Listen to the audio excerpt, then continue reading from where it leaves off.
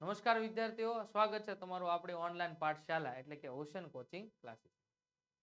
છેલ્લા ઘણા સમયથી જે છે નવનીત દ્વારા પ્રકાશિત તમારી આવનારી ધોરણ 10 ની બોર્ડની પરીક્ષા માટે ખૂબ જ ઉપયોગી એવું ગાલા અસાઇનમેન્ટ બુક 2025 ધોરણ 10 એમાં પણ વિષય વિજ્ઞાન એનું આપણે સરસ મજાનું સોલ્યુશન કરી રહ્યા છીએ.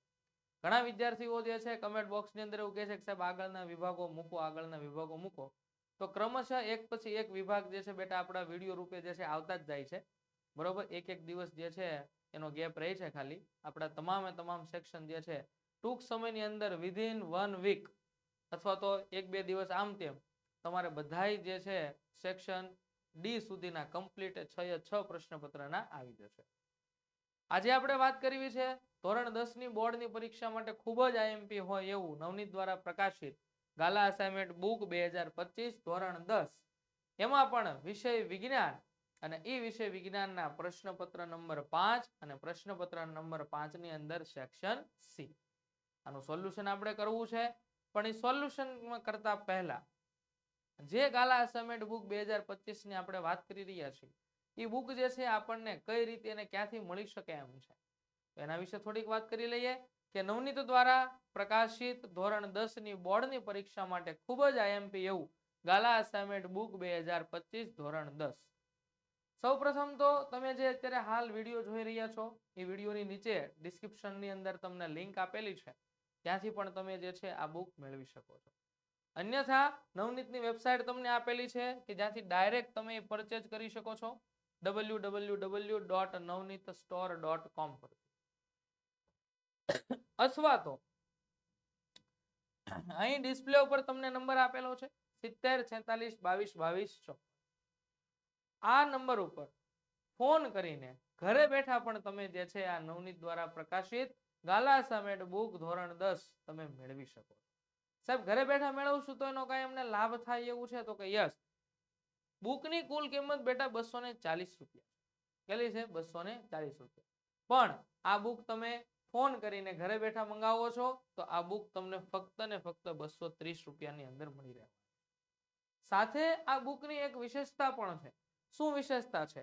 કે ઓનલાઈન આન્સર કી માટે થઈને તમને આની અંદર સ્માર્ટ ડીજી બુક પણ આપેલી છે. શું આપેલી છે? Smart DG. સાહેબ આ સ્માર્ટ ડીજી બુક માટે એટલે અથવા તો સ્માર્ટ ડીજી બુક શું છે, કઈ રીતે અમે એનો યુઝ કરી શકીએ? તો કે જ્યારે તમે આ ગાલા અસાઇનમેન્ટ બુક 2025 ધોરણ 10 ની ખરીદો છો ત્યારે એના આ બાજુના પેજ ઉપર એક તમને QR કોડ આપેલો છે અને જ્યારે તમે આ QR કોડને સ્કેન કરો છો ત્યારે તમારે એક એપ્લિકેશન ડાઉનલોડ કરવા માટેનો વિકલ્પ આવે છે. એપ્લિકેશન તમે ડાઉનલોડ કરો છો ત્યારબાદ એની અંદર રજીસ્ટ્રેશન કરવા માટે થઈને સૌપ્રથમ તો તમારે તમારા બેઝિક ઇન્ફોર્મેશન વિદ્યાર્થીની જે કાંઈ પણ બેઝિક ઇન્ફોર્મેશન આવતી હોય આ તમામ બેઝિક ઇન્ફોર્મેશન અંદર ફૂલફિલ કરવાની છે. અને ત્યારબાદ જ્યારે તમે લોગિન કરવા જાઓ છો એટલે કે આ રજીસ્ટ્રેશનની પ્રક્રિયા કરો છો ત્યારે લાસ્ટમાં બરોબર જ્યારે આ એપ્લિકેશનની અંદર તમે તમારી બેઝિક ડિટેલ જે છે ફૂલફિલ કર્યા બાદ લાસ્ટની અંદર તમને એક એક્સેસ કોડ જે છે એ એન્ટર કરવાનું કહે છે. આ એક્સેસ કોડ એન્ટર કરી અને જ્યારે તમે લોગિન કરો છો એટલે તરત જ સ્માર્ટ ડીજી બુક જે છે એની સ્માર્ટ સુવિધાઓ તમારા ફોનની અંદર એક્સપ્લોર થઈ જવાની. એટલે તમામ જેટલા પણ પ્રશ્નપત્રો છે, જેટલા પણ વિષય છે એને ઓનલાઈન આન્સર કી કે જેનો તમે ભરપૂર ઉપયોગ કરી શકો. આ એક ખાસ આ બુકની વિશેષતા છે. સાથે સાથે નવનીત દ્વારા જ પ્રકાશિત ગાલા 21 અપેક્ષિત પ્રશ્ન સંગ્રહ ધોરણ 10 વિષય ગુજરાતી, હિન્દી, અંગ્રેજી, સંસ્કૃત, ગણિત, વિજ્ઞાન અને સામાજિક એ પણ અવેલેબલ છે. અને આ બુક્સ તમે મેળવવા માટે પણ નીચે ડિસ્ક્રિપ્શનમાં આપેલા લિંકથી સંપર્ક સાધી શકો છો. અન્યથા અહીં આપેલો નંબર એટલે કે 7046222254 આ નંબર ઉપર ફોન કરી અને આ નવનીત દ્વારા પ્રકાશિત ગાલા 21 અપેક્ષિત પ્રશ્ન સંગ્રહ ધોરણ 10 ના તમામ વિષયની બુક્સ જે છે એ તમે મેળવી શકો. જો તમે આ બુકની ખરીદી કરો છો અમારા પ્લેટફોર્મથી અને 300 થી વધારેની ખરીદી જો તમને કરો છો તો તમને 15% ડિસ્કાઉન્ટ મળવા પાત્ર છે. અને આ ડિસ્કાઉન્ટ મેળવવા માટે થઈને તમારે પ્રોમો કોડ યુઝ કરવાનો છે NAV15. જો તમે ખરીદી વધારે કરો છો, બુક્સ જે છે એક બે બુક વધારે લ્યો છો, અને જો તમારે ખરીદી 500 થી વધારેની થાય છે તો તમને 200 રૂપિયા સોરી 500 રૂપિયાથી વધારેની ખરીદી થાય છે તમને 20% ડિસ્કાઉન્ટ મળવા પાત્ર. અને આ 20% ડિસ્કાઉન્ટ મેળવવા માટે થઈને બેટા તમારે અહીંયા એક પ્રોમો કોડ તમને આપેલો છે NAV20. આ NAV20 જે છે પ્રોમો કોડ યુઝ કરવાનો છે અને સરસ મજાનું 20% તમને ડિસ્કાઉન્ટ મળે છે. એનો ભરપૂર તમારે કદાચ એવું થાય કે સાહેબ આ નવનીત દ્વારા પ્રકાશિત ગાલા 21 અપેક્ષિત પ્રશ્ન સંગ્રહ ધોરણ 10 ની બધી જ બુક જે છે એ આખો સેટ મારે લેવો છે, તો એની અંદર તો કે બેટા જો તમે આખો સેટ લ્યો છો તો ગાલા અસાઇનમેન્ટ બુક 2025 ધોરણ 10 તમને એકદમ ફ્રી મળવા પાત્ર છે. બરોબર, ફ્રી તમને મળવા પાત્ર છે. તો આ આકર્ષક ઓફરો ફક્ત ને ફક્ત તમારા માટે છે, વિદ્યાર્થીઓના માટે છે. વિદ્યાર્થીઓ જે છે સારી મહેનત કરી અને ખૂબ ઉચ્ચ અને સારું ગુણવત્તાયુક્ત પરિણામ લાવી શકે એટલા માટે. તો ફટાફટ જે છે ડિસ્પ્લે ઉપર આપેલો નંબર 7046222254 આના ઉપર સંપર્ક કરી અને આ આકર્ષક ઓફરનો લાભ આજે ને આજે તમે. ચાલો હવે આપણે વાત કરીએ પ્રશ્નપત્ર નંબર 5. એમાં સેક્શન સી. કુલ તમારે અગાઉના વિડીયોની અંદર પણ મેં તમને કીધું છે 18 ગુણનો જે છે આ સેક્શન સી રહે છે, જેની અંદર તમારે કુલ 6 પ્રશ્ન હોય છે અને આ 6 પ્રશ્નના 1ના 3 લેખે 6 તેરીને 18 ગુણનો આ સેક્શન સી.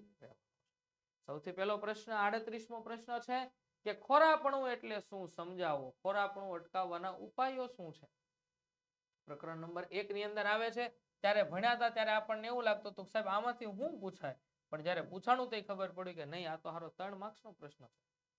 બરોબર, તો ખોરાપણું એટલે શું અને એને કઈ રીતે અટકાવી શકે. તો ખોરાપણું તો બેટા પેલા ખોરાકનું છે. કઈ રીતે, તો કે તેલી અથવા તો ચરબીયુક્ત ખોરાકને, બરોબર, આપણે ખોરાક હોય છે, ખોરાકની અંદર તેલ અને ચરબી જે છે આવા પદાર્થો હોય છે, તો એ તેલી અને ચરબીયુક્ત પદાર્થને જ્યારે તમે ખુલ્લી હવામાં રાખો છો ત્યારે હવાની અંદર રહેલા ઓક્સિજન વડે એ તેલી પદાર્થ અથવા તો ચરબીજન્ય પદાર્થ છે બેટા એનું ઓક્સિડેશન થાય અને એનું ઓક્સિડેશન થવાથી ખોરાક જે છે એ ખોરો પડી જાય છે. કેવો પડી જાય છે, એટલે ખોરો પડી જાય એટલે કેવો કે એનો સ્વાદ જે છે એ અને એની અંદરથી આવતી ગંધ આ બંને બદલાઈ જવું, આને ખોરો થયો. સ્વાદ આપણે જે ટેસ્ટ લેતા હોય એ નો આવે અને એની અંદરથી દુર્ગંધ આવતી થઈ જાય તો સમજવું કે આ ખોરાક જે છે એ ખોરો થઈ ગયો છે અને આ ક્રિયાને ખોરાકનું ખોરાપણું કહે છે. સામાન્ય રીતે તેલી અને ચરબીયુક્ત ખોરાકમાં થતું ખોરાપણું અટકાવવા માટે ઓક્સિડેશન પ્રક્રિયાનો પ્રતિકાર કરે તેવા પદાર્થો ઉમેરવામાં આવે છે જેને એન્ટીઓક્સિડન્ટ પદાર્થો કહે છે. ખોરાપણું થયું ક્યારે, કે જ્યારે ખોરાકને તમે હવામાં ખુલ્લો રાખ્યો ત્યારે, અને હવામાં ખુલ્લો રાખ્યો વાતાવરણના ઓક્સિજન વડે એનું ઓક્સિડેશન થયું. તો હવે આનું સોલ્યુશન શું, તો કે સોલ્યુશન એ થાય કે વાતાવરણના ઓક્સિજન વડે આનું ઓક્સિડેશન ન થાય એવું કંઈક આપણે કરવું પડે. તો એના માટે છે પદાર્થ જે છે એની અંદર કંઈક એવા પદાર્થો, ખોરાક જે છે એની અંદર આપણે કંઈક એવા પદાર્થો ઉમેરીએ કે જેના કારણે ઓક્સિજન વડે એનું ઓક્સિડેશન થતું અટકી જાય. ઓક્સિડેશન અટકાવવું એને પ્રતિઓક્સિડેશન એટલે કે એન્ટીઓક્સિડન્ટ પદાર્થો તરીકે ઓળખવામાં. એ એન્ટીઓક્સિડન્ટ પદાર્થ જે છે એ આપણે ઉમેરીએ તો ખોરાપણું અટકાવી શકાય છે. આપણે જોયું હોય છે આપણી પાસે ફૂડ પેકેટ હોય, બરોબર, ઘણા બધા વેફરના અલગ અલગ જે છે ફૂડ પેકેટ આપણી પાસે હોય છે. તો આ ફૂડ પેકેટની અંદર ખોરાક જે છે એટલે કે એની અંદર જે પદાર્થ આપેલો સાથે થોડીક હવા પણ ભરેલી હોય છે, હે ને. તો આ ફૂડ પેકેટને પણ લાંબા સમય સુધી બગડે નહીં અટકાવવા માટે એની અંદર પણ આવા એન્ટીઓક્સિડન્ટ પદાર્થ તરીકે નિષ્ક્રિય નાઇટ્રોજન વાયુ ભરવામાં આવે છે કે જેના કારણે ફૂડ પેકેટની અંદર રહેલો ખોરાક લાંબા સમય સુધી સારો રહી શકે. ચાલે હો, ચાલો ત્યાર પછી જો આની અંદર તમને એના ઉપાયો આપેલા છે, બરોબર, કે તદુપરાંત ખોરાકને હવાચુસ્ત બંધ પાત્રમાં રાખવાથી તેનું ઓક્સિડેશન ધીમું થવાથી ખોરાપણું અટકે છે. બટાકાની ચિપ્સ બનાવવા વાળા ચિપ્સનું ઓક્સિડેશન થતું અટકાવવા માટે બેગમાં નાઇટ્રોજન જેવા નિષ્ક્રિય વાયુઓ ભરે છે. આ ઉપરાંત ખોરાકને બંધ પાત્રમાં રાખવો, એન્ટીઓક્સિડન્ટનો ઉપયોગ કરવો, આ જે છે એ ખોરાપણું અટકાવવા માટેના વિકલ્પો છે. ખોરાકને બંધ પાત્રમાં રાખવો અને ખોરાક જે છે એને એન્ટીઓક્સિડન્ટથી સુરક્ષિત એટલે કે એને પદાર્થ જે છે એની અંદર ઉમેરી દઈએ તો જેના કારણે ખોરાક જે છે એનું ખોરાકપણું અટકાય છે. બે ઉપાયો છે કે પદાર્થની અંદર કાં તો એન્ટીઓક્સિડન્ટ ઉમેરી દે અથવા તો ખોરાકને આપણે ઢાંકીને રાખીએ, પણ તમે ઢાંકીને રાખો તો લાંબા સમયે ઓક્સિડેશન તો થવાનું જ છે. બરોબર, બટાટાની ચિપ્સ વાળું આપણે જોયું એની અંદર નાઇટ્રોજન વાયુ MCQ માં આવે છે, ખાસ યાદ રાખજો, નોટ ડાઉન કરી લેજો આ પોઈન્ટ. બરોબર, કે બટાટાની ચિપ્સ ફૂડ પેકેટની અંદર લાંબા સમય સુધી સાચવી રાખવા માટે કયો વાયુ ભરવામાં આવે? તો નિષ્ક્રિય નાઇટ્રોજન વાયુ ભરવામાં આવે છે. ત્યાર પછી 39મો પ્રશ્ન છે કે અધાતુના સામાન્ય ગુણધર્મો. એકદમ ઈઝી સવાલ, અને આ તમને પહેલા પણ મેં કીધું છે, ધાતુ અને અધાતુ આ બંને જે છે એ બેમાંથી એકના ગુણધર્મો વારંવાર પૂછાય છે.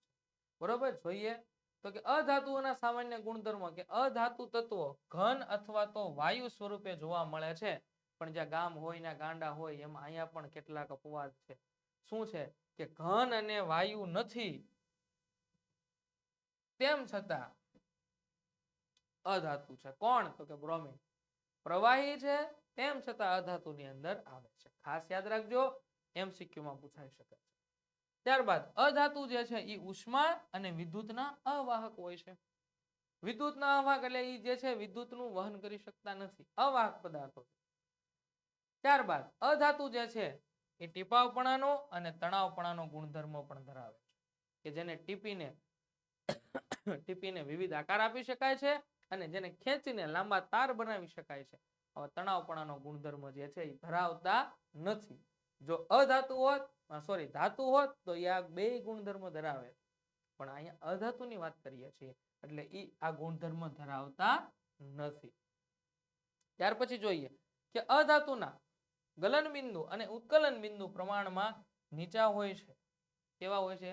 ધાતુની સાપેક્ષે અને ગલન બિંદુ અને ઉત્કલન બિંદુ જે છે એ નીચા હોય છે. આની સાથે અધાતુ જે છે એ અધાતુ રણકાર ઉત્પન્ન કરતી નથી. ધાતુ જે છે ધાતુને અથડાવવાથી રણકાર ઉત્પન્ન થાય છે, જ્યારે અધાતુને અથડાવવાથી રણકાર ઉત્પન્ન થતી નથી. બરોબર, તો આ મુજબના જે છે એ તમારે એના તફાવતના મુદ્દા જે છે એ લખી શકો છો. આ તો અધાતુનું પૂછ્યું, બાકી ધાતુના પણ મેં તમને કેટલાક સાથે કહી દીધા. ત્યાર પછીનો પ્રશ્ન છે 40મો કે ક્ષારણના ઉદાહરણ આપો. આ જે છે એ પ્રકરણ નંબર 3 માંથી પૂછેલું છે. પ્રકરણ નંબર 1 ની અંદર પણ બેટા ક્ષારણ આવે જ છે, થોડું ઘણું આવે છે અટકાવવા માટેની પદ્ધતિ, પણ આ જે છે આપણને ઉદાહરણ પૂછાશે. ક્ષારણના ઉદાહરણ શું છે? તો કે સૌથી પહેલું ઉદાહરણ કે ચાંદીની વસ્તુને જો હવામાં ખુલ્લી રાખતા થોડા સમય બાદ તે કાળી પડી જાય છે. આમ થવાનું કારણ એ છે કે હવામાંના સલ્ફર સાથે પ્રક્રિયા કરીને સિલ્વર સલ્ફાઇડ Ag2S નું સ્તર બનાવે. બરાબર, સૌથી પહેલું ક્ષારણ ચાંદીનું કયા સ્વરૂપે થાય છે? સિલ્વર સલ્ફાઇડ સ્વરૂપે, જે કાળા રંગનું સ્તર બનાવે. બીજું ક્ષારણ છે કે કોપર હવામાં ભેજયુક્ત કાર્બન ડાયોક્સાઇડ વાયુ સાથે પ્રક્રિયા કરીને ધીરે ધીરે તેનો ચમકદાર કથ્થાઈ રંગ ગુમાવી અને લીલો રંગ જે છે એ પ્રાપ્ત કરે છે. લીલા રંગનું સ્તર એની ઉપર થઈ જાય છે. અને લીલા રંગનું સ્તર એટલે શું? તો કે લીલો પદાર્થ એટલે કોપર કાર્બોનેટ. શું છે? કોપર કાર્બોનેટ, જેનું સૂત્ર છે CuCO3. આપણે જોયું હોય છે કે આપણા ઘરે કોપર એટલે કે તાંબાના વાસણો હોય તો લાંબા સમયે જે છે એની અંદર થોડા ઘણા અંશે આપણને ગ્રીન કલર જે છે એ દેખાવા મળે છે. એટલે સમજવાનું કે આ ગ્રીન કલર એટલે કે કોપરનું ક્ષારણ છે. બરોબર, ત્યાર પછી ત્રીજું ઉદાહરણ છે કે લોખંડને જો ભેજવાળી હવામાં લાંબા સમય સુધી ખુલ્લું રાખવામાં આવે તો તેના પર કથ્થાઈ રંગનો પદાર્થ જે છે એનું સ્તર જામી જાય છે, અને જેને લોખંડનો કાટ કહે છે. અને લોખંડના કાટનું સૂત્ર પણ યાદ રાખવું. લોખંડના કાટનું સૂત્ર છે બેટા Fe2O3 XH2O. આ યાદ રાખજો, ઘણીવાર MCQ માં પણ પૂછાય છે. તો ત્રીજું ઉદાહરણ આપણે આપ્યું લોખંડનું. પહેલું ઉદાહરણ આપ્યું આપણે ચાંદીનું ક્ષારણ Ag2S સ્વરૂપે, સિલ્વર સલ્ફાઇડ સ્વરૂપે કાળા રંગનું થઈ જાય છે. બીજું ઉદાહરણ આપણે આપ્યું કોપરનું. કોપર જે છે લીલા રંગનું થઈ જાય છે, CuCO3 કોપર કાર્બોનેટ સ્વરૂપે. અને ત્રીજું ઉદાહરણ આપણે આપ્યું લોખંડનું. લોખંડ જે છે કથ્થાઈ રંગનું થઈ જાય છે, કાટ લાગી જાય છે, જેનું સૂત્ર છે Fe2O3 X. ખ્યાલ આવ્યો? ચાલો, ત્યાર પછીનો પ્રશ્ન જોઈએ 41મો પ્રશ્ન છે કે મનુષ્યના ચેતાતંત્રનું આયોજન જણાવો અને તેના સામાન્ય કાર્યોની ચર્ચા કરો. આયોજન કઈ રીતે છે મનુષ્યનું ચેતાતંત્ર? તો કે બેટા મનુષ્યનું ચેતાતંત્ર જે છે એ બે ભાગમાં વિભાજિત થયેલું છે. એક તો મધ્યસ્થ ચેતાતંત્ર અને એક જે છે ને કહેવામાં આવે છે પરિઘવર્તી ચેતાતંત્ર. મધ્યસ્થ ચેતાતંત્ર છે બેટા એને CNS તરીકે ઓળખવામાં આવે છે. શા માટે? તો કે એનું ઇંગ્લિશ નેમ છે સેન્ટ્રલ નર્વસ સિસ્ટમ. એટલા માટે એને CNS તરીકે ઓળખવામાં આવે છે. અને જ્યારે પરિઘવર્તી ચેતાતંત્ર છે એને આપણે PNS તરીકે ઓળખીએ છીએ, એટલે કે પેરિફેરલ નર્વસ સિસ્ટમ. આ બંને પ્રકારના ચેતાતંત્રો જે છે એ પણ પાછા આગળ અલગ અલગ ની અંદર વિભાજન થયેલા છે. તો જોઈએ મધ્યસ્થ ચેતાતંત્ર ની અંદર આવે મગજ અને કરોડરજ્જુ. આ બંનેનું સંકલન થઈને જે આખું ચેતાતંત્ર છે એ આ મધ્યસ્થ ચેતાતંત્ર છે. અને જ્યારે મસ્તિષ્ક ચેતાઓ અને કરોડરજ્જુ ચેતાઓ જે છે એ બંને વચ્ચેનું સંકલન થઈને જે ચેતાતંત્ર કામ કરે છે એને આપણે કહીશું પરિઘવર્તી ચેતાતંત્ર. હવે એના કાર્યો શું છે એની વાત કરીએ તો કે CNS બાહ્ય પર્યાવરણ અને શરીરના બધા ભાગોમાંથી સંદેશા માહિતી મેળવે છે અને તેમનું સંકલન. ત્યારબાદ કરોડરજ્જુ જે છે પરાવર્તી ક્રિયાની અંદર સંકળાય છે. મગજ શરીરનું મુખ્ય સંવાદિતા ધરાવતું કેન્દ્ર છે કે જે આપણે આની અંદર એટલે કે CNS ની અંદર આવેલું છે. મગજ આપણને વિચારવાની અનુમતિ આપે છે અને વિચાર આધારિત ક્રિયા કરવા માટે આપણને પ્રેરે છે. આપણા મગજની અંદર 3 ભાગો છે, બરોબર? આગળનો ભાગ જે છે એને અગ્ર મગજ કહેશું, અહીંયાનો ભાગ જે છે એને મધ્ય મગજ કહેશું અને અહીંયાનો ભાગ જે છે એને પશ્વ મગજ. એમાં ખાસ કરીને અગ્ર મગજના ભાગની અંદર ઘણીવાર વિચારવાના આપણે જે છે ઘણીવાર એવી ક્રિયાઓ કરતા હોય કે આમ કરીને યાદ કરતા હોય અથવા તો વિચારતા હોય, કારણ કે આ અગ્ર મગજના ભાગની અંદર વિચારવા માટેના કેન્દ્રો અને આપણે જે વિચારીએ છીએ એ મુજબ આપણી પાસે ક્રિયા કરવાની પ્રેરણા આપણને આપણું મગજ આપે છે, બરોબર? આ મગજ દ્વારા સંદેશાઓ આપણા ચાલક અંગો સુધી પહોંચે છે, પ્રેરક અંગો સુધી પહોંચે છે, ત્યાંથી આપણે જે છે આપણા વિચારો પ્રમાણેની ક્રિયા કરીએ છીએ. એટલે આ એનું કાર્ય છે. ત્યારબાદ પરિઘવર્તી ચેતાતંત્ર એ CNS અને શરીરના અંગો વચ્ચેનું જોડાણ રચે છે. CNS એટલે કે મધ્યસ્થ ચેતાતંત્ર મગજ અને અહીંયા રહેલું સ્પાઇનલ કોર્ડ, આ બંને અને એની સાથે શરીરનું જોડાણ કરવાનું જો કાર્ય કરે છે તો એ પરિઘવર્તી એટલે કે PNS પરિઘવર્તી ચેતાતંત્ર કરે. આ એના કાર્યો થઈ ગયા અને આ જે છે એની વાત થઈ ગઈ. ખ્યાલ આવી ગયો? ચાલો 41મો પ્રશ્ન પછી આગળ વધીએ બેટા. પ્રશ્ન નંબર છે 42. આપેલી આકૃતિનું ધ્યાનથી અવલોકન કરી અને નીચે આપેલા પ્રશ્નોના ઉત્તર લખો. આકૃતિ એક આપી છે, જોતા જ તમને ખબર પડી ગઈ આ પુષ્પની અંદર જ્યારે સપુષ્પી વનસ્પતિની અંદર આપણે લિંગી પ્રજનન ભણીએ છીએ ત્યાં આવી આકૃતિ આવે છે. એમાં સૌથી A, B, C અને D 4 આપ્યા છે ને 4 ના નામ આપવાના છે એટલે 3 માર્ક રોકડા. બોલો આવા હેલા પ્રશ્નો તો બીજા કયા વિષયમાં પૂછાય છે? ખાલી 4 નામ લખવાના છે ને 3 માર્ક રોકડા છે. સૌથી પહેલું કે A ને ઓળખો અને તેનું કાર્ય લખો. બીજો પ્રશ્ન B ને ઓળખો અને ફલન પછી તેમાં શું ફેરફાર થાય છે તે કહો. ત્યારબાદ D ને ઓળખો અને તે ક્યાં ઉત્પન્ન થાય છે તથા કઈ પ્રક્રિયા દ્વારા તે ક્યાં પહોંચે છે તે જણાવો. હવે A ને ઓળખો એટલે A એટલે આ નળી છે કે જેને આપણે શું કહેશું? પરાગવાહિની. બરોબર? જોઈએ જવાબની અંદર શું છે તો કે એ જે છે પરાગ નલિકા અથવા તો પરાગવાહિની છે, બરોબર? કે જ્યારે ક્યારે એનો ઉદ્ભવ થાય છે, ક્યારે ઉત્પન્ન થાય છે? જ્યારે આ પરાગાસન છે, આ પરાગાસન ઉપર જ્યારે કોઈ પરાગરજ આવે છે અને પરાગરજ જેવું સ્થાપન પામે એટલે તરત એની અંદરથી એક નલિકાનું નિર્માણ થાય છે કે જે નલિકા અહીંયા આપેલા ભાગ સુધી લંબાય છે જેને પરાગવાહિની કહે છે, બરોબર? તે નરજન્યુ એટલે કે પૂજન્યુનો જે છે વહન કરાવીને લઈ જવાનું કાર્ય કરે છે. બીજું આપેલું છે બી જે છે એ અંડાશય છે અને ફલન પછી તે પરિપક્વ થઈને ફળની અંદર રૂપાંતર પામે છે. ડી જે છે તમને પૂછ્યું છે ડી એટલે શું છે? તો આ ડી એટલે પરાગરજ છે. શું છે? પરાગરજ.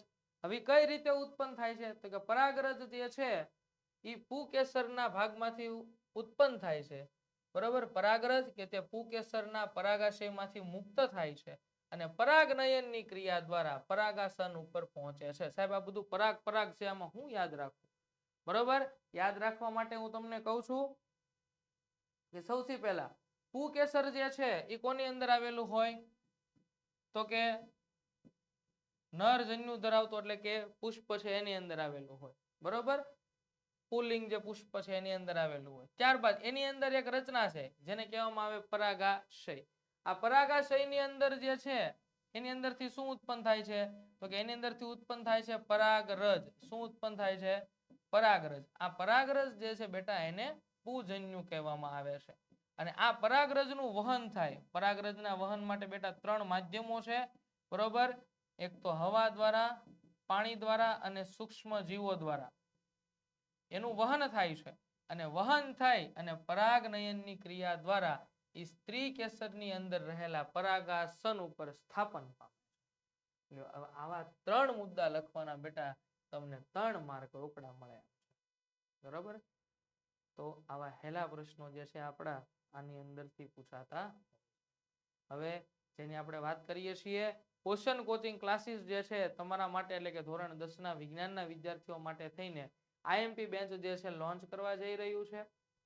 આ આઈએમપી બેન્ચની અંદર તમને ખૂબ સરસ બેનિફિટ મળવાના છે. શું બેનિફિટ છે? તો કે સૌથી પહેલા પ્રકરણ પ્રમાણે તમને આઈએમપી પ્રશ્નો જે છે એનું રિવિઝન કરાવવાનું છે. અને આ આઈએમપી પ્રશ્નોનું રિવિઝન બેટા ટૂંક સમયની અંદર જ શરૂ થવાનું છે. જે પણ તમને આપણી આ યુટ્યુબ ચેનલ ઉપર અને ખાસ કરીને આપણી એપ્લિકેશન એટલે કે ઓશન કોચિંગ ક્લાસીસ જે છે એની અંદર તમને મળી રહેવાનું છે. ત્યારબાદ આ આઈએમપી બેન્ચની અંદર તમને આ આઈએમપી ના રિવિઝન માટે, સોલ્યુશન માટે લાઈવ લેક્ચર અને રેકોર્ડ લેક્ચર પણ મળી જવાના છે. આકર્ષક પ્રેઝન્ટેશન સાથે તમને સમજાવટ પણ આપવાની છે. અને સાથે સાથે પીડીએફ સ્વરૂપે તમને જે છે સંપૂર્ણ એનું મટીરિયલ આપવાનું છે. કદાચ તમે આ રેકોર્ડેડ ક્લાસની અંદર અથવા તો લાઈવ ક્લાસની અંદર ભણ્યા છો ને કંઈક તમને ડાઉટ છે, કોઈ વસ્તુ તમને સમજાતી નથી, તો એના માટે થઈને તમને ડાઉટ ક્લાસ પણ આપવાના છે કે જેનો બેકઅપ પ્લાન લેવામાં આવશે. અને આ સાથે તમને 24/7 વોટ્સઅપ સપોર્ટ જે છે મળી રહેવાનો છે. અને આ વોટ્સઅપ સપોર્ટ જે છે મેળવવા માટે અથવા તો તમને કોઈ પણ જાતની ક્વેરી હોય તો એ ક્વેરી જે છે સમજવા માટે થઈને શું કરશો? તો કે અહીંયા ડિસ્પ્લે ઉપર નંબર આપેલો છે 70 46 22 22 54. આ નંબર ઉપર સંપર્ક કરી કોઈ પણ જાતની ક્વેરી હોય તમે આની અંદર નાખશો એટલે ટૂંક જ સમયની અંદર વિધિન 24 અવર્સ તમને એનો યોગ્ય આન્સર જે છે સોલ્યુશન સ્વરૂપે મળી જાય. સૌથી સારામાં સારી બાબત છે કે આ વોટ્સએપ સપોર્ટ તમને ફૂલ મળે.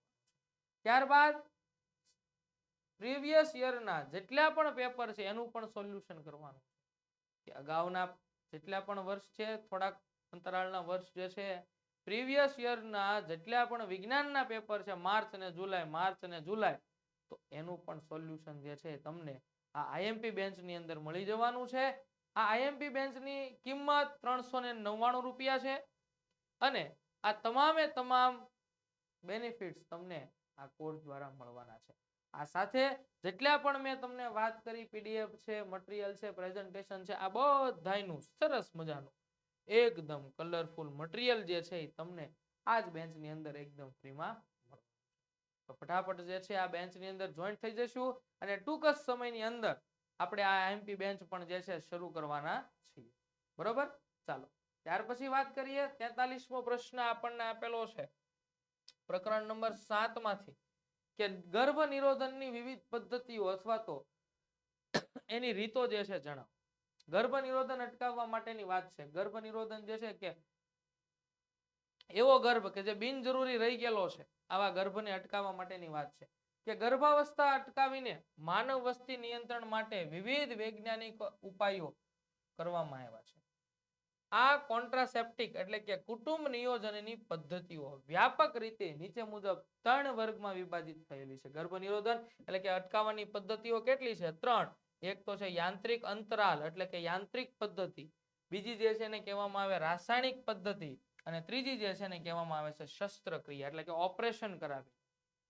સૌથી પહેલા આપણે જોઈએ યાંત્રિક પદ્ધતિ. યાંત્રિક અંતરાલની અંદર શું આવે છે? તો કે આ અંતરાયો દ્વારા શુક્રકોષને જનન માર્ગમાં જતા અટકાવવામાં આવે છે. તેથી અંડકોષનું ફલન થઈ ગર્ભ ક્યારે થશે? ગર્ભ ક્યારે ધારણ થઈ જશે? જો સ્ત્રીના ગર્ભાશયની અંદર અંડવાહિનીના અગ્ર છેડે એક બાજુથી આવેલો અંડકોષ છે કે જે ફલનની ક્રિયા માટે છે. હવે શુક્રકોષ સ્ત્રીના યોનિ માર્ગમાંથી ગર્ભાશયમાં થઈ અને જ્યારે શુક્રકોષ ઈ અંડકોષને મળે છે તો ફલન થાય છે ને. પણ કદાચ એવું આપણે અંતરાલ રાખી દઈએ કે જેનાથી કાંઈ એવો પડદો રાખી દઈએ, કાંઈ એવો અંતરાય રાખી દઈએ કે જેનાથી યોનિ માર્ગમાંથી દાખલ થયેલો શુક્રકોષ અને અંડકોષની અંદર રહેલા અંડવાહિનીની અંદર રહેલા અંડકોષ આ બંનેનું મિલન એટલે કે ફલન જ ન થાય. જો ફલન નહીં થાય તો અંડકોષ જે છે બેટા એનું આયુષ્ય 24 કલાક એટલે કે 1 દિવસનું હોય છે. 24 કલાક બાદ આ મૃત અંડકોષ જે છે ગર્ભાશયની દિવાલની અંદર આવીને સ્થાપન તો પામશે પણ એ ગર્ભ નથી, મૃત્યુ પામેલો અંડકોષ છે. અને આ અફલિત અંડકોષ ગર્ભાશયની દિવાલની અંદરથી તૂટી જશે અને ગર્ભાશયની દિવાલમાંથી નીકળતું રક્ત અફલિત અંડકોષ આવો તમામ પ્રકારનો પદાર્થ જે છે સ્ત્રીના યોનિ માર્ગમાંથી બહાર નીકળે. એટલે કહેવાનો અર્થ એ છે કે પેલું ઈ આપણે વિકલ્પ વિચારી શકીએ કે શુક્રકોષ અને અંડકોષનું આપણે ફલન થતું અટકાવીએ, એમની વચ્ચે કાંઈક એવો અંતરાય રાખી દઈએ તો ઈ અહીંયા વાત થાય છે. એવું કયું છે તો કે પુરુષની અંદર નિરોધ જે છે એ આ પડદા તરીકે ઉપયોગ થાય છે જેનાથી શુક્રકોષ અને અંડકોષનું ફલન અટકાવી શકાય છે. બરોબર. સ્ત્રીઓની અંદર તો કે સ્ત્રીઓની અંદર જે છે ફલનની ક્રિયા અટકાવવા માટે થઈને ખાસ કરીને જે સાધન વાપરવામાં આવે છે કોપરટી અથવા તો આંકડી જેને આપણે કહીએ છીએ. આ કોપરટી અને આંકડી મુકાવવામાં આવે છે અને જે સાધન કોઈ નિષ્ણાંત ડોક્ટર હોય તેના દ્વારા જ જે છે મુકાવવામાં આવે છે. જ્યારે પુરુષની અંદર જે નિરોધનો ઉપયોગ થાય છે એમાં ડોક્ટરની સલાહની જરૂરિયાત નથી. બરોબર. પણ સ્ત્રીની અંદર જે આ સાધન મુકાવવાનું છે એની અંદર નિષ્ણાંત ડોક્ટરની આવશ્યકતા છે. તે ગર્ભાશયમાં ગર્ભનું સ્થાપન થતું અટકાવે છે. આ આંતરિક પડદો રાખવાની યાંત્રિક પદ્ધતિઓ હતી કે જેનાથી શુક્રકોષ અને અંડકોષનું ફલન અટકાવી. કદાચ કોઈ કારણોસર શુક્રકોષ અને અંડકોષનું ફલન થઈ ગયું તો એના પછીનો વિકલ્પ શું છે તો કે એના પછીનો વિકલ્પ છે રાસાયણિક પદ્ધતિઓ એટલે કે કેટલીક દવાઓ મળે છે જેને ગર્ભ નિરોધન ગોળીઓ તરીકે ઓળખવામાં આવે. બરોબર કે આ પદ્ધતિમાં સ્ત્રી માટે ગર્ભ નિરોધક ગોળીઓનો ઉપયોગ કરાય છે. ગર્ભ અવરોધક ગોળીમાં રહેલી દવા સ્ત્રીના શરીરના અંતઃસ્ત્રાવો જે છે એના સંતુલનને બદલી નાખે અને સ્ત્રીના આ અંતઃસ્ત્રાવોનું સંતુલન બદલવાને કારણે અંડ પતનની ક્રિયા થાય છે એટલે કે અંડકોષ પતનની ક્રિયા થાય છે. અંડકોષ જે છે એનું પતન થઈ જાય. અંડ પતનની ક્રિયા થતી નથી. બરોબર. એટલે કે જે આગળની ફલનની ક્રિયા થવાની છે એ થશે નહીં. એટલે કે અંડ પતનની ક્રિયા થશે નહીં એટલે કે જેનાથી ફલનની ક્રિયા પણ થતી નથી અને ફલનની ક્રિયા ન થાય એ જ આપણો આ પદ્ધતિનો હેતુ છે. એટલે કેટલીક એવી દવાઓ જે છે એ ખાસ કરીને અત્યારે માર્કેટની અંદર અવેલેબલ છે જેમ કે આઈપીએલ છે, અનવોન્ટેડ 72 છે. આવી કેટલી બધી દવાઓ છે કે જે દવાઓ ગર્ભ નિરોધન ગોળીઓ તરીકે જે છે એ સ્ત્રીઓ ઉપયોગ કરે છે. પણ બનતા સુધી આવી ગોળીઓ જે છે એ ડોક્ટરની સલાહ લીધા વિના લેવી જોઈએ નહીં. કારણ કે લાંબા અંતરાલે જ્યારે માતૃત્વ ધારણ કરવાનું થાય છે ત્યારે આ ગોળીઓની અસરને કારણે કેટલું બધા એની અંદર વિઘ્નો આવે. બરોબર. તો આપણે આ પ્લેટફોર્મથી એટલું સમજવું છે કે આવી ગોળીઓ ગર્ભ નિરોધન ગોળીઓ કે જે બિનજરૂરી ગર્ભને અટકાવે છે એનો ઉપયોગ ડોક્ટરની સલાહ વિના કરવાનો થતો. બરોબર. આ વાત હતી રાસાયણિક પદ્ધતિ. ગર્ભ અવરોધક દવાઓ અંતઃસ્ત્રાવોના સંતુલનને પરિવર્તિત કરે છે એટલે કે ફેરવે છે અને કેટલીક વિપરીત અસર પણ થઈ શકે છે. ખાસ આ કહેવાની વાત કે આ ગર્ભ નિરોધન ગોળીઓનો જો તમે ઉપયોગ કરો છો તો એનાથી શરીરની અંદર કેટલીક વિપરીત અસરો પણ થાય છે અને આ વિપરીત અસરોની અંદર ખાસ કરીને સ્ત્રીઓની અંદર જે છે માસિક ઋતુ ચક્ર જે છે એ અનિયમિત થઈ જાય છે. બરોબર. આવી કેટલી આની વિપરીત સાઈડ ઇફેક્ટ પણ થાય છે. તો બીજો વિકલ્પ છે રાસાયણિક પદ્ધતિ. ત્રીજો વિકલ્પ છે શસ્ત્રક્રિયા. શસ્ત્રક્રિયા એટલે કે ઓપરેશન કરાવી. આ બંનેની અંદર જોવા મળે છે. ગર્ભ નિરોધક ગોળીઓ ખાલી સ્ત્રીઓ માટે જ હતી. આ પુરુષ અને સ્ત્રી બંને માટે છે કે પુરુષની શુક્રવાહિનીઓને અવરોધીને શુક્રકોષોનું સ્થળાંતરણ અટકાવવામાં આવે. બરોબર. કે અવરોધીને શું કરવામાં આવે છે શુક્રકોષો જે છે એનું સ્થળાંતરણ અટકાવવામાં આવે છે. સ્ત્રીની અંડવાહિની કે પછી ફેલોપિયન નલિકાને અવરોધ ઉત્પન્ન થાય છે અને અવરોધ ઉત્પન્ન કરીને અંડકોષને ગર્ભાશય સુધી જતો અટકાવવામાં શું કરવામાં આવે છે કે પુરુષની શુક્રવાહિનીઓને અવરોધી શુક્રકોષોનું સ્થળાંતરણ અટકાવવામાં આવે છે. એને આપણે નસબંધી તરીકે ઓળખીએ છીએ. શું કહીએ છીએ? પુરુષની અંદર જે શુક્રવાહિનીઓ છે કે આ શુક્રવાહિનીઓમાંથી શુક્રકોષ જે છે વહન પામીને આગળ આવે છે, બરોબર. તો આ શુક્રવાહિનીઓ જે છે એની અંદર શસ્ત્રક્રિયા કરવામાં આવે કે જેનાથી શુક્રકોષોનું વહન સ્થળાંતરણ જ આગળ થાય નહીં, જેને નસબંધી તરીકે ઓળખવામાં આવે છે. પુરુષની અંદર આ નસબંધી કરવામાં આવે છે. આની સાથે સ્ત્રીઓની અંદર પણ જે છે એક ક્રિયા કરવામાં આવે છે. સ્ત્રીઓની અંદર ગર્ભાશયનું ઓપરેશન કરવામાં આવે છે. સાથે સાથે સ્ત્રીની અંડવાહિની કે ફેલોપિયન નલિકાને પણ અવરોધ ઉત્પન્ન કરીને અંડકોષને ગર્ભાશય સુધી જતો અટકાવવામાં આવે. આ બંને અવસ્થામાં ફલન થતું નથી. સ્ત્રીની અંદર પણ અંડવાહિનીની અંદર આવી શસ્ત્રક્રિયાથી અંડકોષનું વહન થઈને ગર્ભાશય સુધી આવતી અટકાવી દેવામાં આવે તો પણ ફલન થતું અટકી જાય છે, બરોબર. આ સાથે ગર્ભાશયનું પણ સ્ત્રીઓની અંદર ઓપરેશન કરાવે છે. આપણે આપણી તળપદી ભાષાની અંદર એવું સાંભળ્યું હોય કે કોથળીનું ઓપરેશન કરાવ્યું. સ્ત્રીઓ આવું આપણને કહે છે, આપણે સાંભળ્યું હોય ક્યાંક આપણા પરિવારની અંદર ક્યાંક આવું થયું હોય ને આપણે બેસવા ગયા હોય એટલે આપણને ખબર પડે કે કોથળીનું ઓપરેશન કરાવ્યું છે. તો એ આની વાત છે. તો આ વાત હતી શસ્ત્રક્રિયા કે પરંતુ સાવચેતી વગર થયેલી શસ્ત્રક્રિયા સંક્રમણ અથવા તો બીજી અનેક સમસ્યાઓ જે છે ઉત્પન્ન કરી શકે છે. આ બધી શસ્ત્રક્રિયાઓ ખૂબ જ સેન્સિટિવ છે.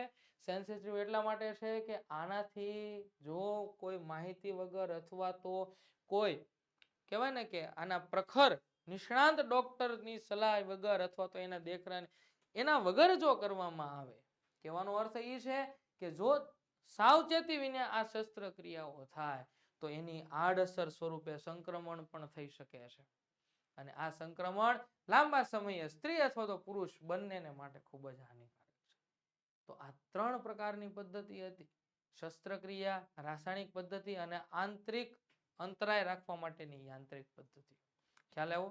ચાલો નેક્સ્ટ આપણે જોઈએ 44મો પ્રશ્ન આપણને છે કે કોઈ વાહનમાં પાછળના દ્રશ્યો જોવા માટે ઉપયોગમાં લેવાયેલ બહિર્ગોળ અરીસાની વક્રતા ત્રિજ્યા બેટા કેપિટલ R આપેલો છે 3 મીટર છે. જો એક બસ અરીસાથી 5 મીટર અંતરે આવેલ હોય તો આ અરીસા વડે મળતા પ્રતિબિંબનું અંતર, એટલે કે પહેલા તો તમારે V શોધવાનો છે. બીજું તેનો પ્રકાર અને તેનું પરિમાણ, એટલે કે તમારે એની મોટવણી પણ શોધવાની છે. પ્રતિબિંબની ઊંચાઈ પણ તમારે શોધવાની કીધી છે. હવે સૌથી પહેલા તો જોઈએ કે રકમ પ્રમાણે તમને કેપિટલ R નું મૂલ્ય આપેલું છે. કેપિટલ R તમને આપ્યું છે 3 મીટર. બીજું આપેલું છે વસ્તુ અંતર. વસ્તુ અંતર તમને આપેલું છે 5 મીટર. કેટલું આપેલું છે? 5 મીટર. એટલે પ્રતિબિંબ અંતર જે છે કેટલું થાય એ આપણે શોધવાનું છે. તો એના પ્રતિબિંબ અંતર માટે આપણે અરીસાના સૂત્ર મુજબ 1/u + 1/v = 1/f આ મુજબ આપણે જવાનું થાય. પણ સાહેબ રકમમાં ક્યાંય f ની કિંમત તો આપી નથી, સ્મોલ f કેન્દ્ર લંબાઈ. એના માટે શું કરશું? પણ રકમ વાંચી તો ખબર પડી કે વક્રતા ત્રિજ્યા r આપેલું છે અને વક્રતા ત્રિજ્યા અને કેન્દ્ર લંબાઈ વચ્ચે બેટા કાંઈક સંબંધ છે. શું સંબંધ છે? કે r = 2f આવો સંબંધ છે. f ગોતવું છે એટલે f = r/2 આમ થાય કે ન થાય? એટલે f = r કેટલું આપેલું છે? 3 આપેલું છે. 3/2 કરો એટલે સ્મોલ f બરાબર તમને મળે +1.5 મીટર. બરાબર, એટલે કે 1.50. જો અહીંયા તમને મળી ગયું તો f મળી ગયો. હવે તો હવે અરીસાનું સૂત્ર પકડીએ. ચાલો અરીસાના સૂત્ર મુજબ એટલે કે 1/v + 1/u = 1/f. v શોધવાનો છે, સૂત્રનો કરતા બનાવીએ. u આ બાજુ પ્લસ છે, બરાબર ની આ બાજુ લાવ્યા એટલે માઈનસ થઈ ગયું. f કેટલું મળ્યું બેટા? તો કે 1.5 માઈનસ 1/5. આ કિંમત તો આપણને રકમ જ આપી છે. માઈનસ માઈનસ તો કે પ્લસ 1/1.5 પ્લસ 1/5 કર્યા, બરાબર. આનો ગુણાકાર અહીંયા, આનો ગુણાકાર અહીંયા, નીચે બેનો ગુણાકાર 5 × 5 એટલે આવી ગયું 1.5 × 1 એટલે કે 1.5 × 1.5. આ 1.5 અહીંયા થઈ ગયું અને 15 × 5 = 75. 75 ની વચ્ચે એક પોઈન્ટ મૂકો એટલે 7.5. ઉદાહરણનો બેઠો દાખલો છે હો ભાઈ, ટેક્સ્ટ બુકનો, આમાં કાંઈ ફેરવું નથી, યાદ રાખજો. ચાલો ઉપરનાનો સરવાળો કરો એટલે 6.5 અને નીચે તો 7.5 છે જ. પણ આ બધું કોના બરાબર મળ્યું બેટા? બધું મળ્યું તમને 1/v બરાબર. પણ આપણે તો v ની કિંમત જોઈએ છે ને, તેને ઉલટાવી નાખીએ એટલે v બરાબર શું આવશે? તો કે v બરાબર 7.5 ભાગ્યા 6.5 ભાગાકાર કરીએ એટલે જવાબ આપણને મળે 1.15 મીટર. લ્યો કેટલો હેલો દાખલો છે. એટલે v બરાબર આપણને મળ્યું 1.15 મીટર. કે આમ પ્રતિબિંબ અરીસાની પાછળ 1.15 મીટર અંતરે મળે છે. હવે વાત કરીએ મોટવણી m શોધવી છે તો કે મોટવણી m બરાબર શું થાય તો કે h ડેશ ના છેદમાં h બરાબર માઇનસ v ના છેદમાં u માઇનસ એટલા માટે લીધું છે કે અહીંયા આપણે અરીસાના મોટવણીની વાત કરીએ છીએ એટલે હવે h ડેશ ના છેદમાં h બરાબર માઇનસ v ના છેદમાં u આમ થાય કે ન થાય હવે આ h જે છે હવે આપણને મોટવણી શોધવાની કીધી પણ રકમની અંદર કોઈ વસ્તુ ઊંચાઈ કે પ્રતિબિંબ ઊંચાઈનો ઉલ્લેખ નથી જોઈ લઈએ છે ક્યાંય એક મિનિટ જો આની અંદર ક્યાંય આપણને વસ્તુ ઊંચાઈ કે પ્રતિબિંબ ઊંચાઈનો ઉલ્લેખ નથી એટલે શું કરવાનું થાય હવે જુઓ હવે કરવાનું થાય ઈ કે આ મોટવણી m નું સૂત્ર છે ને કે m બરાબર સીધું આપણે શું લેવાનું થાય માઇનસ v ના છેદમાં u એટલે અહીંયા સૂત્ર શું લેશું કે m બરાબર માઇનસ v ના છેદમાં u v તમે મળ્યું કેટલું મળ્યું તમને માઇનસ 1.15 અને u કેટલું છે તો કે -5 માઇનસ માઇનસ થઈ જાય પ્લસ એટલે અહીંયા પ્લસ 1.15 ભાગ્યા 5.0 એટલે m બરાબર મોટવણી m બરાબર જવાબ શું આવ્યો પ્લસ 0.23 જવાબ આવ્યો ભાગાકાર કરશું એટલે જવાબ શું આવશે m બરાબર પ્લસ 0.23 આ 0.23 ઈ શું સૂચવે છે કે પ્રતિબિંબ આભાસી છે ચત્તુ અને સાઈઝ એટલે કે પરિમાણમાં વસ્તુથી 0.23 ગણું નાનું છે વસ્તુથી કેવું છે 0.23 ગણું નાનું મળે છે લ્યો આ 3 માર્ક્સનો દાખલો હતો એ અહીંયા પૂરો કર્યો હવે જોઈએ કે પ્રકાશનું વક્રીભવન એટલે શું અને પ્રકાશના વક્રીભવનના નિયમો સમજાવો તો પહેલા તો પ્રકાશનું વક્રીભવન જે છે એ કહેવાય કોને તો કે પ્રકાશનું વક્રીભવન એટલે કે જ્યારે પ્રકાશનું ત્રાંસુ કિરણ એક પારદર્શક માધ્યમમાંથી બીજા પારદર્શક માધ્યમમાં પ્રવેશે ત્યારે બે માધ્યમોને છૂટી પાડતી સપાટી આગળ કિરણના પ્રસરણની દિશા બદલાય છે અને આ ઘટનાને પ્રકાશનું વક્રીભવન કહે છે કહેવાનો અર્થ કે પ્રકાશનું કોઈ ત્રાંસુ કિરણ જ્યારે એક પારદર્શક માધ્યમમાંથી બીજા પારદર્શક માધ્યમમાં જાય છે ત્યારે પોતાની મૂળ દિશાથી સહેજ વિચલન પામે છે અને વિચલન પામે છે એ ઘટનાને શું કહેવામાં આવે છે પ્રકાશનું વક્રીભવન કહે છે શું કહે છે પ્રકાશનું વક્રીભવન કહે છે હવે પ્રકાશના વક્રીભવનના બે નિયમો છે સૌથી પહેલો નિયમ કે આપાત કિરણ વક્રીભૂત કિરણ અને બંને માધ્યમોને છૂટી પાડતી સપાટી પર આપાત બિંદુએ દોરેલ લંબ બધું એક જ સમતલમાં છે એકદમ હેલો નિયમ છે કે આપાત કિરણ વક્રીભૂત કિરણ અને બંને માધ્યમોને છૂટી પાડતી સપાટી પર આપાત બિંદુએ દોરેલ લંબ એક જ સમતલમાં હોય છે આ પહેલો નિયમ થયો બીજો નિયમ કે જો આપેલ પ્રકાશ બરોબર કે આપેલ માધ્યમોની જોડ માટે આપાત કોણ sin અને વક્રીભૂત કોણ sin નો ગુણોત્તર લેવામાં આવે તો એ આપણને અચળ મળે છે અને આ આપાત કોણ અને વક્રીભૂત કોણનો આપાત કોણ અને વક્રીભૂત કોણનો જે ગુણોત્તર લઈએ છે જે આપણને અચળ મળે છે બેટા એને સ્નેલના નિયમ તરીકે ઓળખવામાં આવે છે એનું સૂત્ર શું છે તો કે sin I નહીં sin I upon sin R તમને મૂલ્ય કેવું મળે છે અચળ મળે છે આ વક્રીભવનનો બીજો નિયમ પહેલો નિયમ બધું એક જ સમતલમાં છે અને બીજો નિયમ આપાત કોણ અને વક્રીભૂત કોણનો ગુણોત્તર કેવો મળે છે અચળ મળે છે ચાલો ત્યાર પછીનો પ્રશ્ન જોઈએ કે નીચેના પ્રશ્નોના ઉત્તર આપો કે ઘર વપરાશના વિદ્યુત જોડાણોમાં શ્રેણી જોડાણના ગેરફાયદા જણાવો અને બીજો પ્રશ્ન એમાં પૂછ્યો છે કે ઘરેલું વિદ્યુત પરિપથમાં કયા પ્રકારનું જોડાણ હોય છે અને તેના ફાયદા જણાવો તો કે સૌથી પહેલા શ્રેણીમાં જોડેલા ઉપકરણોમાં કોઈ પણ ઉપકરણ જો બગડી જાય અથવા તો પરિપથની અંદર ભંગાણ પડે તો પરિપથમાંથી પ્રવાહ વહેતો બંધ થઈ જાય છે શ્રેણીમાં થાય હું બધું આમ લાઈનમાં જોડેલું હોય હવે સમજો કે અહીંથી વિદ્યુત પ્રવાહ આવ્યો હવે આમ કાંઈક ખરાબ થઈ ગયેલું છે તો અહીંથી આગળ વિદ્યુત પ્રવાહ જાહે નહીં એટલે કે વિદ્યુત પ્રવાહનું શું થઈ ગયું છે ભંગાણ થઈ જશે અને બાકીના ઉપકરણો કામ કરતા બંધ થઈ જાય છે હવે આ બધા તો સારા જ હતા પણ અહીં વિદ્યુત પ્રવાહ નથી આવતો એટલે કામ કરતા કેવા થઈ ગયા બંધ થઈ ગયા બીજું શ્રેણીના ઉદાહરણ આપ્યું છે ઉપકરણો કામ કરતા બંધ થઈ જાય છે દાખલા તરીકે શ્રેણીમાં જોડેલા 3 બલ્બમાંથી કોઈ એક બલ્બ ઉડી જાય તો બાકીના બલ્બ મેં વાત કરીને કે બાકીના ઉપકરણો કામ કરતા બંધ થઈ જાય છે બરોબર કોઈ એક ઉપકરણ ખરાબ થાય તો આગળનું તમામ બધું બંધ થઈ જાય છે કારણ કે વિદ્યુત પ્રવાહ આગળ જ જવાનું નથી બરોબર, વિદ્યુત પ્રવાહના પરિપથની અંદર ભંગાણ પડ્યું છે. બીજા પ્રશ્નનો જવાબ છે કે સમાંતર જોડાણ જે છે આપણા ઘરની અંદર આવે. શું કામ? તો કે સમાંતર જોડાણમાં વિદ્યુત પ્રવાહનું જે છે ભંગાણ પડતું નથી. જો 3 બલ્બ 240 વોલ્ટ સાથે સમાંતર જોડવામાં આવે તો ત્રણેય બલ્બને 240 વોલ્ટ જેટલો સમાન વોલ્ટેજ મળે છે તથા કોઈ એક બલ્બ ઉડી જાય તો બાકીના બલ્બમાંથી વિદ્યુત પ્રવાહ વહેવાનું ચાલુ જ રહે છે અને તેઓ પ્રકાશિત થાય છે. એટલા માટે આપણા ઘરની અંદર આ સમાંતર જોડાણ થાય. કારણ કે આપણા ઘરની અંદર કેટલા ઉપકરણો હોય કે પંખો છે, ટ્યુબલાઇટ છે, ટીવી છે, ફ્રીજ છે, આ બધા જે છે એ અલગ અલગ ઉપકરણો અલગ અલગ જગ્યાએ છે.